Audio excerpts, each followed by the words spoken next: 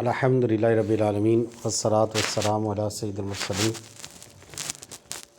وضو کا بیان میں پڑھوں گا، آپ کو بتاؤں گا وضو کے حوالے سے۔ اللہ عز و جل فرماتا ہے یا ایھا الذین آمنوا اذا قمتم الی الصلاۃ فاغسلوا وجوہکم وایدیکم الی المرافق وامسحوا برؤوسکم وارجلکم الی الکعبین۔ یعنی اے ایمان والو، جب نماز پڑھنے کا ارادہ کرو اور وضو نہ ہو تو اپنے منہ اور کونیوں تک ہاتھوں کو دھو اور سروں کا مسح کرو اور ٹخنوں تک پاؤں دھو۔ تو مناسب معلوم ہوتا ہے کہ اے ایمان والو، جب تم نماز پڑھنے کا ارادہ کرو اور وضو نہ ہو تو اپنے منہ اور کونیوں کا تک ہاتھوں کو دھو اور سروں کا مسح کرو اور ٹخنوں تک پاؤں دھو۔ یہ اللہ عز و جل قرآن پاک میں ارشاد فرماتا ہے، پارہ 6 ہے، سورۃ المائدہ ہے، آیت نمبر 6 ہے۔ یا ایھا الذین آمنوا اذا قمتم الی الصلاۃ فاغسلوا وجوہکم وایدیکم الی المرافق وامسحوا برؤوسکم وارجلکم الی الکعبین۔ اے ایمان والو، جب تم نماز پڑھنے کا ارادہ کرو اور وضو نہ ہو تو کیا کرو؟ اب اپنے منہ اور کونیوں تک، پہلا فرض کیا ہو گیا؟ منہ، دوسرا پھر فرمایا کونیوں تک دونوں ہاتھوں کو دھو، اور تیسرا فرض کیا بتایا؟ سروں کا مسح کرو، وامسحوا برؤوسکم، اور چوتھا فرض کیا ہے؟ وارجلکم الی الکعبین، اور ٹخنوں تک پاؤں دھو۔ ناصب معلوم ہوتا ہے۔ اب چند حدیث سے بھی میں اس کے فضائل بیان کروں۔ امام بخاری و امام مسلم ابو ہریرہ رضی اللہ تعالیٰ عنہ سے راوی، حضور اقدس صلی اللہ علیہ وسلم ارشاد فرماتے ہیں، قیامت کے دن میری امت اس حالت میں بلائی جائے گی کہ منہ اور ہاتھ پاؤں آثار وضو سے چمکتے ہوں گے، تو جس سے ہو سکے چمک زیادہ کرے۔ صحیح مسلم میں حضرت ابو ہریرہ رضی اللہ تعالیٰ عنہ سے مروی کہ حضور اقدس صلی اللہ تعالیٰ علیہ وآلہ وسلم نے صحابہ اکرام سے ارشاد فرمایا، کیا میں تمہیں ایسی چیز نہ بتا دوں جس کے سبب اللہ تعالیٰ خطائیں معاف فرما دے اور درجات بلند کرے؟ عرض کی، ہاں یا رسول اللہ صلی اللہ علیہ وسلم۔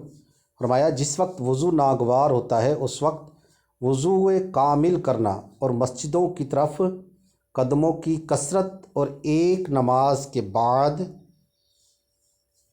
دوسری نماز کا انتظار کرنا، اس کا ثواب ایسا ہے جیسا کہ سرحد پر حمایت بلاد اسلام کے لیے گھوڑے باندھنے کا۔ امام مالک و نسائی عبداللہ صنابی رضی اللہ تعالیٰ عنہ سے راوی، رسول اللہ صلی اللہ علیہ وسلم فرماتے ہیں، مسلمان بندہ جب وضو کرتا ہے تو کلی کرنے سے منہ کے گناہ گر جاتے ہیں، اور جب ناک میں پانی ڈال کر صاف کیا تو ناک کے گناہ نکل گئے، اور جب منہ دھویا تو اس کے چہرے کے گناہ نکلے، یہاں تک کہ پلکوں کے نکلے، اور جب ہاتھ دھوئے تو ہاتھوں کے گناہ نکلے، یہاں تک کہ ہاتھوں کے ناخنوں سے نکلے، اور جب سر کا مسح کیا تو سر کے گناہ نکلے، یہاں تک کہ کانوں سے نکلے، اور جب پاؤں دھوئے تو پاؤں کی خطائیں نکلی، یہاں تک کہ ناخنوں سے، پھر اس کا مسجد کو جانا نماز مزید برآں۔ حدیث نمبر 4، بزار نے باسناد حسن روایت کی کہ حضرت عثمان غنی رضی اللہ تعالیٰ عنہ نے اپنے غلام حمران سے وضو کے لیے پانی مانگا اور سردی کی رات میں باہر جانا چاہتے تھے۔ حمران کہتے ہیں کہ میں پانی لایا، انہوں نے منہ ہاتھ دھوئے تو میں نے کہا، اللہ آپ کو کفایت کرے، رات تو بہت ٹھنڈی ہے۔ اس پر فرمایا کہ میں نے رسول اللہ صلی اللہ علیہ وآلہ وسلم سے سنا ہے کہ جو بندہ وضو کامل کرتا ہے اللہ تعالیٰ اس کے اگلے پچھلے گناہ بخش دیتا ہے۔ طبرانی نے اوسط میں حضرت امیر المومنین مولا علی رضی اللہ تعالیٰ عنہ سے روایت کی، رسول اللہ صلی اللہ تعالیٰ علیہ وآلہ وسلم نے فرمایا، جو سخت سردی میں کامل وضو کرے اس کے لیے دگنا ثواب ہے۔ تو سخت سردی میں جو وضو کرتا ہے نا، اس کے لیے ڈبل ثواب ملتا ہے اس کو۔ حدیث نمبر 6، امام احمد بن حنبل نے انس رضی اللہ تعالیٰ عنہ سے روایت کی، حضور سید عالم صلی اللہ علیہ وآلہ وسلم نے فرمایا، جو ایک بار وضو کرے تو یہ ضروری بات ہے کہ اور جو دو بار کرے اس کو دگنا ثواب، اور جو تین بار دھوئے تو یہ میرا اور اگلے نبیوں کا وضو ہے۔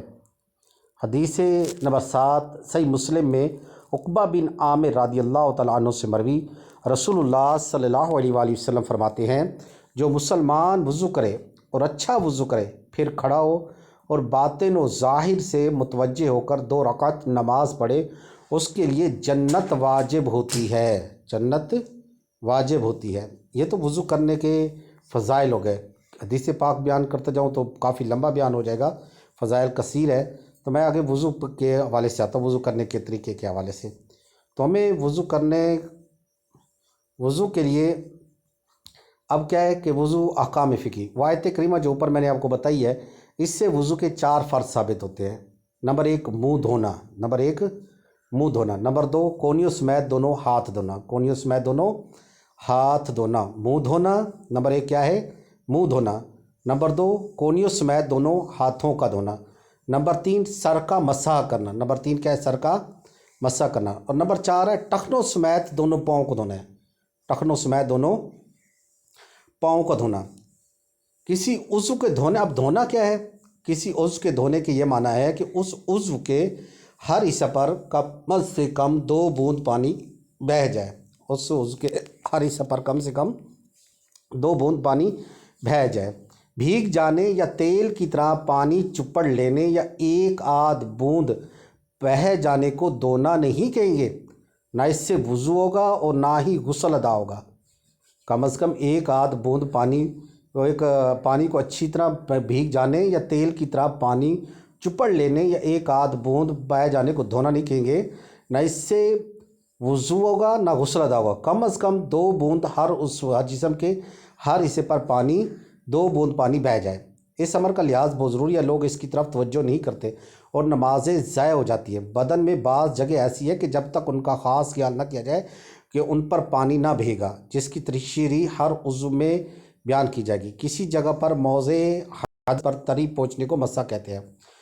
منہ دھونا شروع پیشانی سے، یعنی جہاں سے بال جمنے کی انتہا ہو، ٹوڑی تک طول میں اور عرض میں 1 کان کی لو سے دوسرے کان تک منہ ہے، یعنی اوپر پیشانی کے بجا بال جہاں سے اگتے ہیں وہاں سے لے کر نیچے ٹوڑی تک، جہاں پر جو ہے نا داڑھی وغیرہ اگتی ہے اس کے نیچے تک ٹوڑی تک، اور 1 کان سے لے کر دوسرے کان کی لو تک، وہ کیا ہے؟ یہ منہ ہے۔ اس کے حد کے اندر جلد کے ہر حصے پر 1 مرتبہ پانی بہانا فرض ہے، ایک حصے پر جلد کے ہر حصے پر، یہ منہ ہو گیا، آنکھیں ہو گئی، ناک ہو گیا، ان کے ہر حصے پر 1 مرتبہ پانی بہانا فرض ہے۔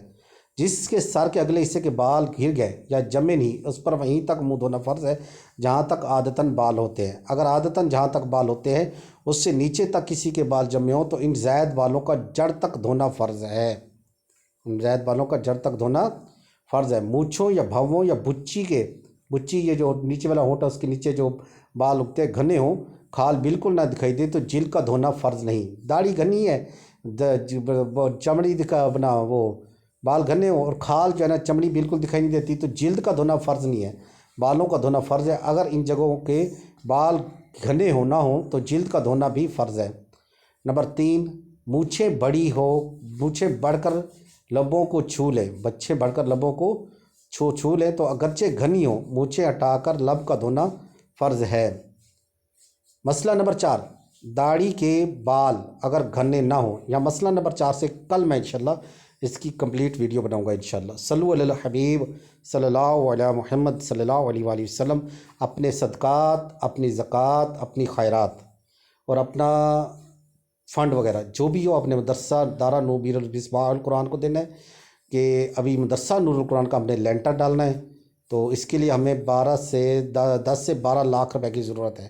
صرف لینٹر نہیں ڈالنا ہے، اس میں بجلی کی وائرنگ بھی شامل ہے، پلستر بھی ہے، نیچے والا فرش بھی ہے، نیچے فرش بھی ڈالنا ہے، اس کے دروازے بھی ہیں اور وضو خانہ بھی ہے، تو کافی سارے ہیں معاملات۔ تو مہربانی کر کے اپنا صدقہ خیرات وغیرہ کوشش کر کے مدرسہ نور القرآن کو دینا ہے، اور مدرسہ مصباح القرآن کے اخراجات بھی ہیں، اسی طرح جامع مسجد فیضان مصباح القرآن بھی ہم نے تعمیر کرنی ہے، بنانی ہے۔ تو آپ سے تعاون کی التجا ہے، اللہ پاک آپ کو برکت عطا فرمائے، آمین آمین آمین۔ السلام علیکم ورحمۃ اللہ وبرکاتہ۔